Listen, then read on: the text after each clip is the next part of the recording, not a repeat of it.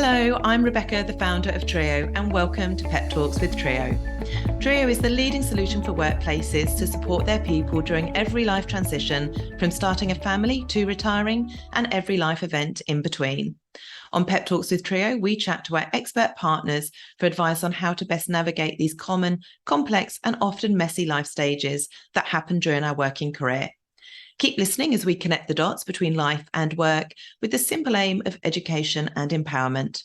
After all, life happens at work. Today on Pep Talks with Trio, we're speaking with Dan Mottau, who is a people and culture leader. We're going to be discussing ways of working, leadership capability and development, workforce engagement and behaviours. Dan, welcome. Good to be here. Thank you for being here. Firstly, would you please tell us a little bit about yourself and the work that you do? Yeah, absolutely. I think first and foremost, I am a father to two young, beautiful boys. I'm a husband and partner. Love to travel with my family and spend a lot of time with them. And for the last 17 years, as you've said, I've worked in people and culture, coming from an initial area of study of organizational psych, and then finding my way into certain specializations across the people function, especially in learning and organization development. And here we are. So one of the reasons we've connected, and I would love to talk to you, is because you have had a recent unexpected career pause, which I think many people are experiencing in this current climate. And although it has been brief to date, could we discuss how this has caused you to significantly reevaluate your career goals and priorities? Yeah, it's unfortunately not my first rodeo. But it does come at a very opportune time in life. Our second son, Levi, arrived in October last year. So the silver lining to this situation is it's really allowed me to disconnect completely from work. If I think back to the last time I took parental leave when Oliver arrived just over 4 years ago, I had a very supportive manager and working environment where I was connected only as much as I needed to be or wanted to be, which is a great way to be. But I still felt that pull, that draw to be connected to the work. Across those periods of sort of 16 weeks in total, I still found myself being tempted to dive back into the work, to sort of keep on top of the work and understand how things are shifting and changing. I suppose a silver lining of my current situation, being fully disconnected from work, is that I really can be completely present with my family. I'm loving this time. It's come at summer. Cannot complain about that, to be able to spend the summer holidays with my two boys and my wife, Sarah. And it's been an extraordinary period of focus on my boys and to see their development. Levi from 0 to 4 months now, almost 5 months old, and Ollie, who's coming up on 4.5 years old, and just to see how much they're developing week by week, month by month. I would otherwise have missed a lot of that. So to be present, fully present, and not have that draw of work and the projects, there's certainly that silver lining. Yeah, it's interesting, isn't it, where you sort of can reflect on your first experience where you really felt the need to keep a finger on the pulse versus this one where you've had an enforced complete disconnection, which is, it's great. I mean, these life events are often unexpected. They can be unnerving and unsettling, but as you've said, it's an absolute silver lining in it. Now, I think, when we've spoken previously, you've sort of seen that it has previously, and this time to disconnect has shown you that you've veered off course from your passions. So how is that impacting your choices in terms of re-engaging both in your career and your future employer and what you're looking for as you move forward? Yeah, it's a funny thing what a bit of quiet and time for reflection can do. Not a great deal of spare time, mind you, with a 4-year-old across the summer holidays.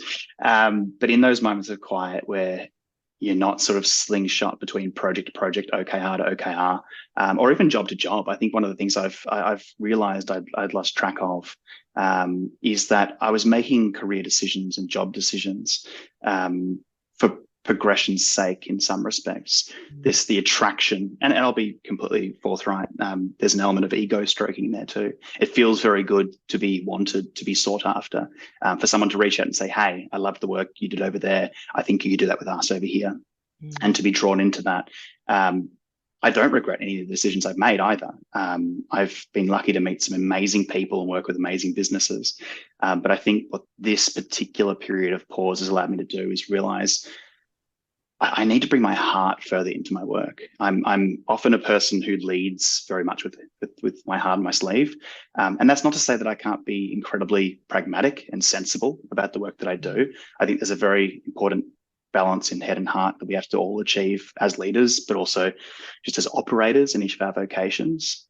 But I think the biggest thing for me is realizing that I want to be working for a company where I can, at the end of the day, ask myself this question: have I added something to the world and done something for the better? And I don't mean directly. Very often, particularly in the people and culture space, we are sort of ninjas in the background. Our good work isn't always necessarily directly recognized. And that's fine. I didn't get into this space because I want people to pat me on the back and give me bickies all the time. But I do want to be able to sit quietly at the end of a day or a week or a month or a year and just say, yeah, that did good in some way. This helped this community in some way. And I had a small part in that. I had an indirect part in enabling that.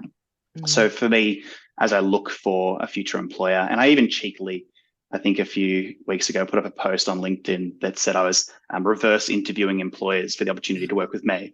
And it was very tongue in cheek, but I think there was some truth in that comedy, which is that, yeah, I actually am being very particular about who I want to work with. And in these last weeks, even, I've had some great conversations with amazing companies and great people. And I'm being incredibly rigid in the assessment I'm making. And I essentially have a series of selection criteria now written down. So when I meet with an employer, I'm actually assessing against that criterion to be as objective as I can be, to know that I'm heading in the direction that's going to bring that part of me back, which is that real heart and knowledge that I'm adding something to the world. That's so true, isn't it? I used to be in recruitment in my previous life, and I would always say it's a two-way process. You know, and as an employer, you want somebody who really genuinely wants to work for you and with you. You know, it's not just a bum in a seat. And I know we've spoken before about, you know, the term human resources and human capital, and it refers very much to people as a resource, as a commodity. And I think there needs to be a shift away from that, because we are human beings and we are driven by human connection, and that's very much what we want to focus on here. Do you see, you know, in the last few years, you've obviously, you know, had a long career in HR, or let's say people and culture, because that's really what it is.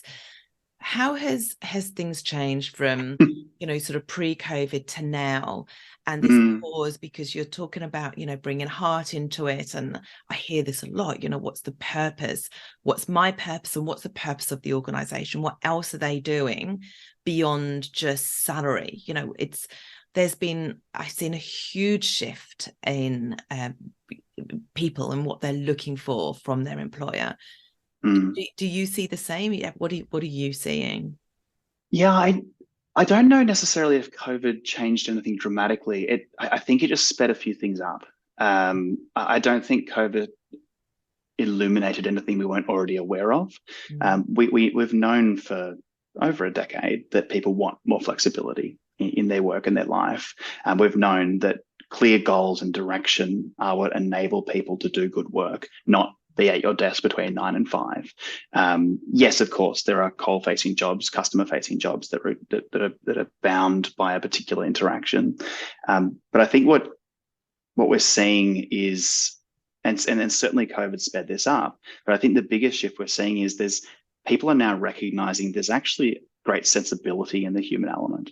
I think for a very long time, people have seen HR as the fun brigade or even the fun police. and they've seen all the, let's just call it how we would call it, the fluffy stuff as a nice thing to have. And I think the biggest shift that I've seen in my career is people are starting to see the tangibility of that so-called fluffy stuff. They're seeing how when people are emotionally and psychologically well, they perform better. They're seeing how when people are well managed and supported and led, they perform better and they're more engaged. They're more likely to remain and even grow further and perform at a higher standard still. And I think that's the biggest shift I've seen. I mean, we could talk about HR version 1 versus version 2 versus version 3. We can have that interesting conversation. But I think fundamentally, it's just a progression of the valuing of human values. Yeah. It's an increasing valuing of the human condition, and not to fight against it all the time, but actually to really lean into it and to capitalize. I know that sounds awful, to capitalize, but I think that's what we're doing, because it is mutually beneficial to capitalize on the human condition. If people work better when they know what they're doing and they have that clarity and that structure, that direction, they're cared for, they have a manager who genuinely cares about them as a person as well as the performance that they deliver, there's a symbiosis in that where everyone benefits. I think when I've observed environments of the greatest dysfunction, it's when there isn't that symbiosis between the human condition and performance. You can't take the human out of it.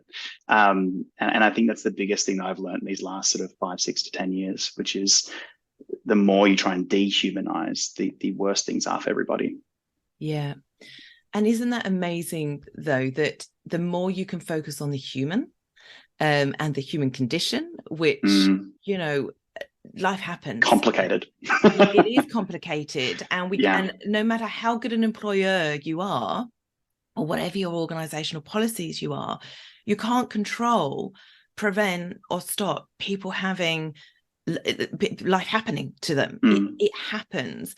But isn't it amazing then that what you're saying is the more that an organization can embrace that human condition and to support their people through these fluctuations, the greater the outcome, which directly impacts the bottom line, which fundamentally is what an organization commercially is there to do. But, you know, it hasn't always been that much, such a focus on caring for their people in such a sort of deep way, whereas there has been that shift now, you know. And I think one of the things when I've spoken to clients, there is a much greater understanding around connection now. You know, we've all experienced disconnection and isolation, and that understanding that, you know, we are human and we are driven by connection becomes really important. And then that does ripple out, doesn't it, from an individual and their performance and their sense of health, well-being and happiness, into the team, into the family, into the community at large. And how powerful is that, you know, if we can get to that stage? Yeah, and you know, thinking back to your initial field of, you know, talent strategy and brand and positioning, it's also just such a connected world now. You can't escape from the stories. We have these platforms. I mean, Seek has their own reviewing platform within the Seek platform itself. There's Glassdoor and others, and people just talk. It is a very connected world, and part of this push is. There's two things I was going to say. There's a very tangible element to this too, which is that I think historically we've not done a great job as HR and people professionals in actually providing data to support these ideas. I think we've always had the intuition that people being well and happy will add value somehow. But until only the last sort of 10 years or so, and I'm sure other bigger businesses have done this much sooner, but for most businesses, especially small to medium businesses, they haven't had the resources to prove and to produce the data to prove the value of that focus on the human experience and that human condition. And the second is the connected world piece, which is, as an employer, you also can't escape from it now. Yeah. You can't get away with treating people in a certain way because they talk, and they don't just talk. Their voice can be very loud. A single person with a single Twitter handle can have an immeasurable impact on your business's reputation. And that might not just be your employer brand, that could be your brand, your entire brand. So I think it also forces, to some extent, employers to listen more and to be more sensitive to the human condition, because there are consequences for not caring for the human condition and looking after your people. Yeah, that's hugely impactful. You know, it's certainly one of the benefits, I guess, from employees and people within the workforce, that we do actually now have a voice. And And don't get me wrong, my argument is do it or else. And my argument is not do it or else. Yeah. My argument is do it because there's very good data to support why you should do this. Yeah. There is very good, even within small to medium organizations, if we can collect enough data and run regression across certain data sets, we can see how leadership efficacy impacts performance, how goal setting clarity and the degrees of goal setting clarity impact performance, how that then impacts revenues, how that has an indirect or correlative effect upon company revenue and profit and cash flow. We can do this math now. So, where the CFOs were at the table maybe 10, 15 years ago, and they were easily able to present a clear black and white story on paper of their value, I think the people profession can do the same now. And we can provide a very similar black and white valuing of the human condition. And I think that's where the power now is. And I think that's why, I was talking to colleagues about this very recently, I think that's why the voice of people and culture is now so much stronger. Yeah. So, go back 10 years and we were all talking about having a seat at the table. And this is a good example of where COVID's accelerated this. Even if businesses were more, I suppose, conservative and a little bit more suspicious of the role of HR or people and culture, I think at a minimum, seeing what our teams can do through that crisis and bringing people together through ways of working, through adapting tech stacks to meet the human condition, and adapting the behaviors and culture within the business to be remote friendly or remote ready or whatever it might be, we've been forced into this position of value. And I don't think there's coming back from that now. I think even those stayers who are holding out on their love for HR, I think that this has just accelerated that. And I think that the value is now unavoidable. Yeah, which is so good. HR does need to sit alongside finance. That there is such a huge impact to the bottom line. But I think sometimes it's hard to quantify that impact, and it's not a fast result, right? It is long. It's a long-term process. And what I'm seeing now is a lot of companies need to make rapid change to the bottom line, and so they cut people, and then the impact that has is the people that are left are now doing more. They're even more under-resourced. They're even more stressed. Their well-being is being impacted. And then there's hiring freezes. So, if somebody chooses to leave or is leaves for whatever other reason, then there's no one else that's coming in. And, so it's almost an escalation downwards, where it's, there was almost that hope as if we could look after our people and we could get them to be more productive and well, then they're delivering more. So there is always, that positive impact on the bottom line, but it is a long-term impact. And unfortunately, it feels like, in the period we're in right now, a lot of companies don't have that time to sort of implement and wait for those strategies to actually come to fruition. Yeah, you've sparked a couple of thoughts, and I agree. A lot of the value strategic HR particularly, and if we look at that through the lens of org development and change through leadership capability, those are very long-term plays. Those things don't bear out until 12, 18, 24 months later, because it has to become embedded within the fabric of the business. You also just can't expect a leader, wherever they might be positioned in the business, to become exceedingly competent in such a short period. We're learning constantly, and it takes lead time, but it also takes lead time to see that trickle through the business too, without leaders begin to exhibit similar behaviors and learn and be mentored by and coached to adapt those behaviors that are more conducive to performance and conducive to the human condition, shall we say. But there's also another piece, which is that there actually are short-term benefits to be found. And again, it comes from this same place. It comes from that human centrism. It comes from that human factor, which is, and let's talk about a really difficult one, which is the numerous tech companies letting go hundreds of thousands of people.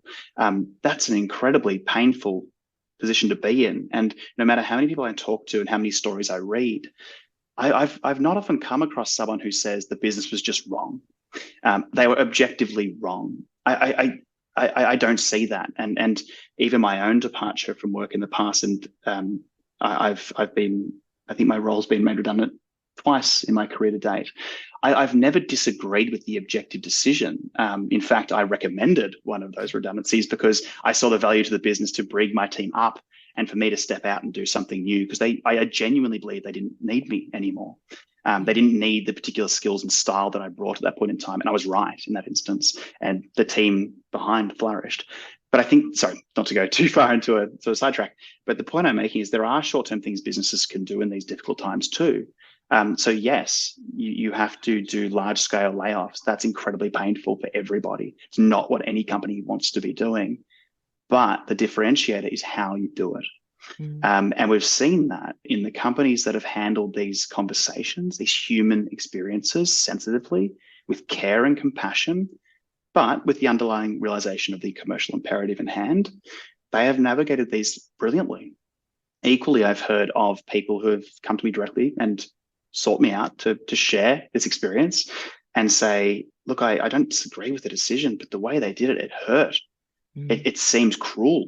And this is when we talk about the way people, the sort of the viral nature of, and the communicative and connected nature of our world now, which is it can have very short-term irreparable impacts upon your business's brand, your ability to attract and maintain talent.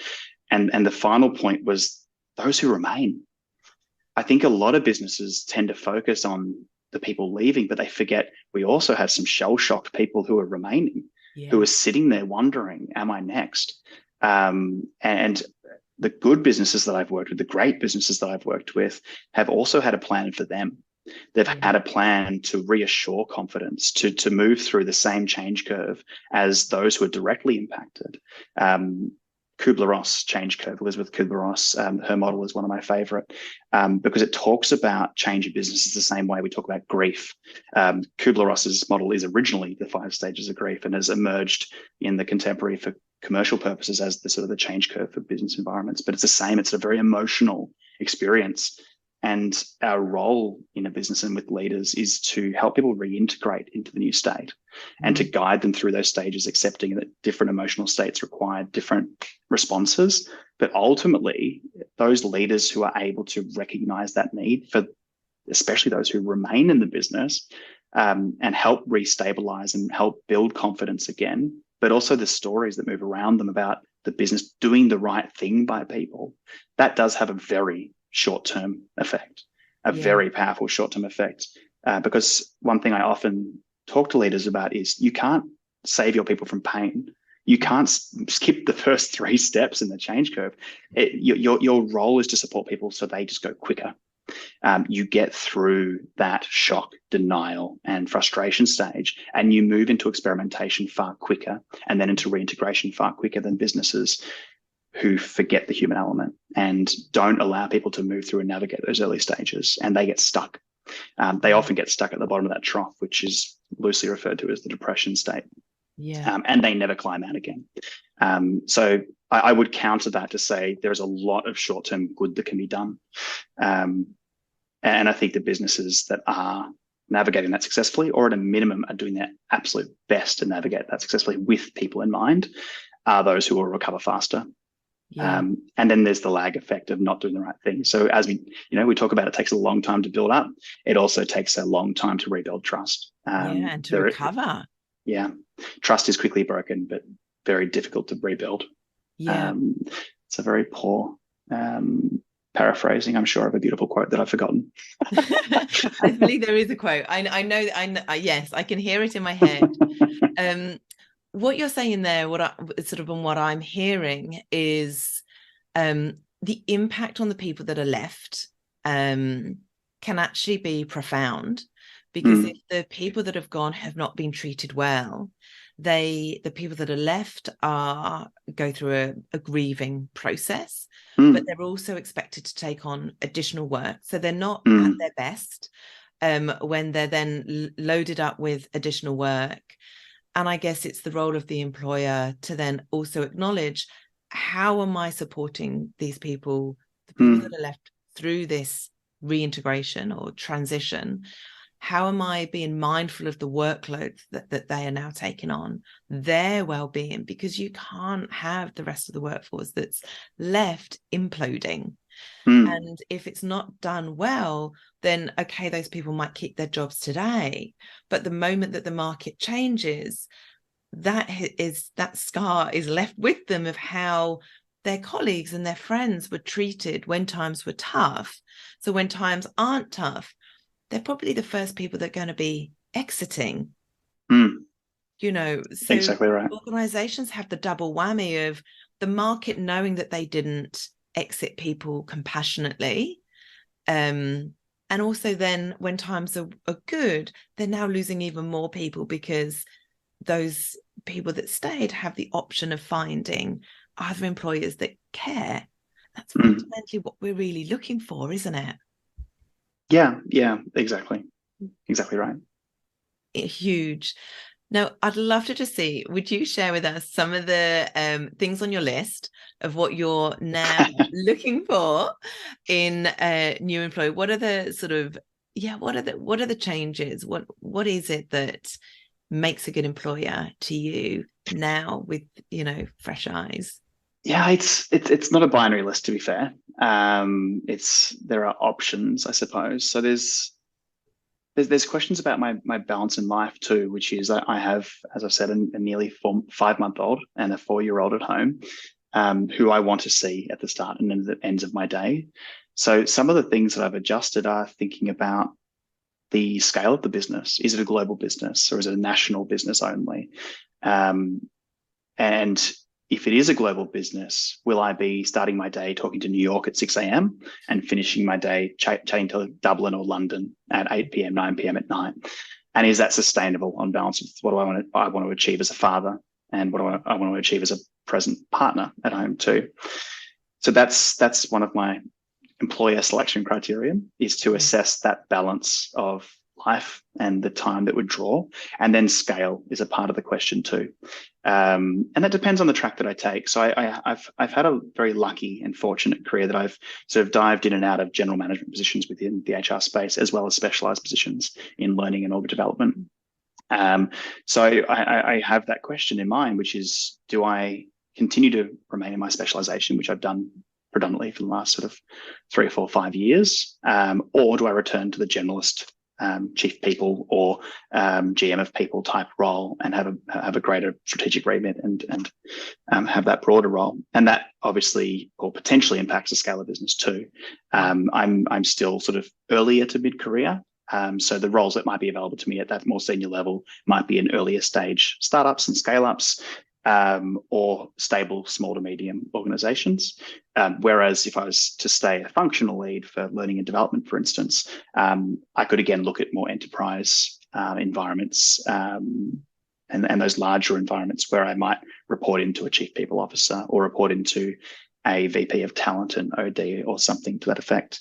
And there are other personal benefits in that too, in terms of having others who have my experience and background, who I can be mentored by, learn from, spitball with. So there's obviously that distinction too. Do I want to be the most senior in that specialized field versus be a part of a specialized field, and the benefits for learning that come with that and the growth of my craft that comes with that potentially.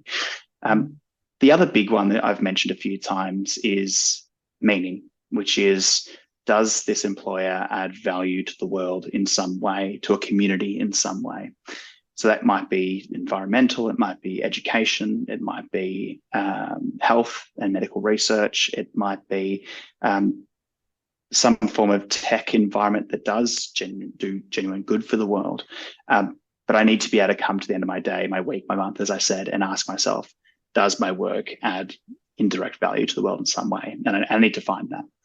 And as I've reflected on my just over 17 years, that's a bit scary, those roles that I'm most proud of, funnily enough, weren't the ones that paid the most. They were the roles where I had that sense of direct connection to the people in the business and the work they were doing, and we shared a common cause and passion for community. My very first role at Museums Victoria is one I often reflect back on and just think about the immense dedication and passion of the people that work at Museums Victoria. It's an incredible organisation of museums across Australia, predominantly Victoria, but they support a lot of national museums across Australia too, because of their immense expertise and their reputation for the work they do and the business that they run. And I often come back to that, and I can remember the feeling, the emotion of working in that environment, and what it meant to work there and to see the experiences of children and school groups and adults and people with varying abilities come into that space and just all have a similar aha moment or discovery.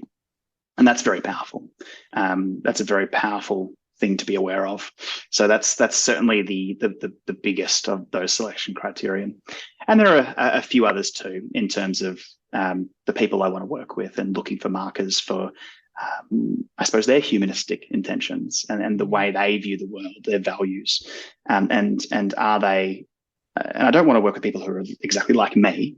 In fact, I'm often attracted to quite the opposite. I'm often attracted to people who are very much unlike me, people who will challenge me and help me see the world from a different angle and see a challenge or a problem from a different angle. But I think still fundamentally sharing particular values around kindness. I think kindness is a really important word here. I think ultimately when I boil down the definition of human centrism, it's kindness. It's a person who just gives a shit about other people. It's a person, and I think if we think about leaders in general, I think kindness is the root to all things, which is to give great feedback is kindness. To create clear goals and direction is kindness. To have a North Star, very American, but to have a long-term objective and to know where we're heading and to what we're seeking to achieve beyond the next week or month is kindness, because it is ultimately through that kindness that we deliver what people need. So I think, I think kindness is the word I'll stop on. Then you've given me goosebumps. If we could have a world of leaders that just led from a position of kindness, what an incredible world we would be living in. It's, it sounds so simple, but also so far-fetched in many ways, right? It's, potentially so far from where we are, but to have leaders like yourself talking about it and, finding organizations where people are in there where they are, have values that are aligned to that, there is meaning and purpose, finding ways for the work-life mix to, the balance, I think is incredibly hard, but our work and life are intrinsically mixed now and it's never going to change.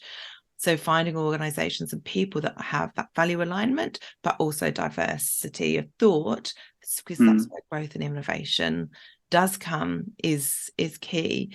And just before you leave, because that was an incredible end there, I want to just touch on something that is quite close to my heart and where Trio started is, you've taken 2 parental leaves now. One of the things that we really want to do is get more men, more fathers taking parental leave, giving women the opportunity to get back into work, really redressing those stereotypes and the narrative around parental leave, because I do believe there is so much value from an individual, family and community level when fathers are more present and women do have the opportunity to return to work on their terms. But where we're really creating far more parity and equity in this space. What do you think are the opportunities and impact that, because there's a huge movement in this space, there are changes in legislation coming over the coming years, which is incredible to see. But as one of the minorities of fathers that are taking sort of chunks of leave, and are seeing and reaping those benefits, what would you say to other fathers that are thinking, I would love to do that, but this is going to negatively impact my career, and I don't know that I can do it? What's the message that we can send to really start changing this narrative, because we need men like you to speak up, for us to really drive parity in this space? It's actually a very hard question. Because I can only speak from my experience, and I will call out very quickly that both of my periods of parental leave have been within environments where all genders taking parental leave or carers givers leave is normalized. And I think that's why it has been relatively easy for me to do that and to do it without any sense of guilt. And in fact, quite the opposite, to take that leave with pride, to do it loudly and proudly.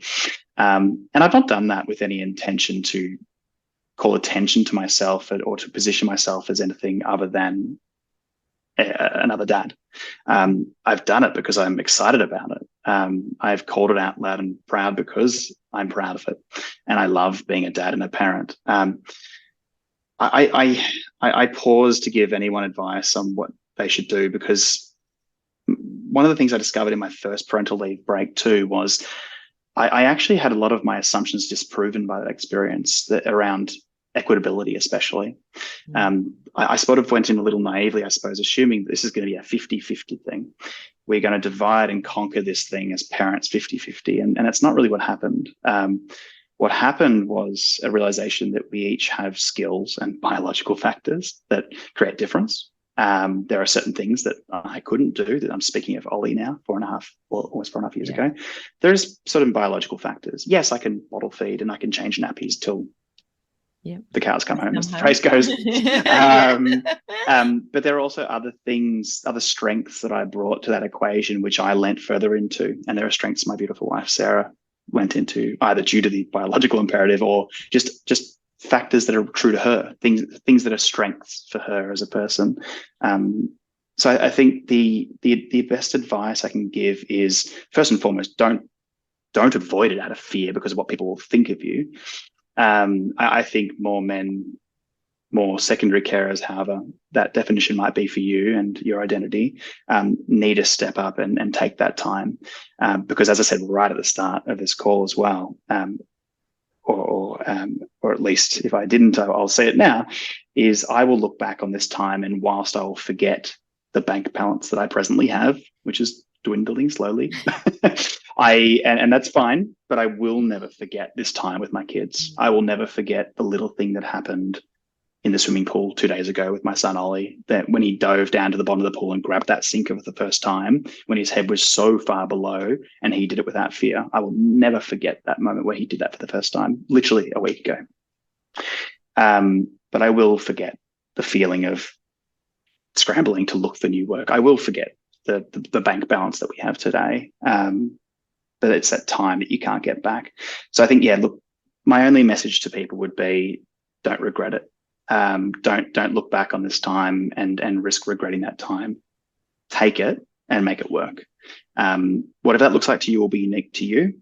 It'll be special for you. That's an agreement between you and your partner, you and your family, about whatever the hell that looks like. And that's your choice.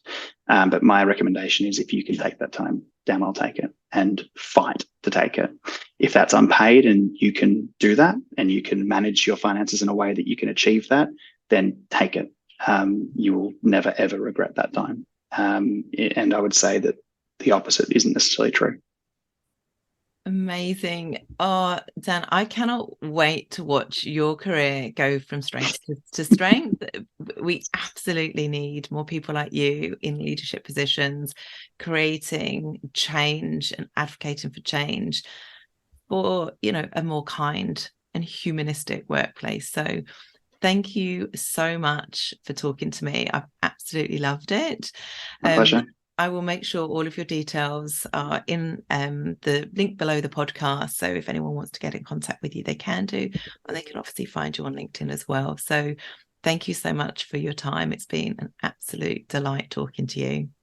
Thanks, Rebecca. You too.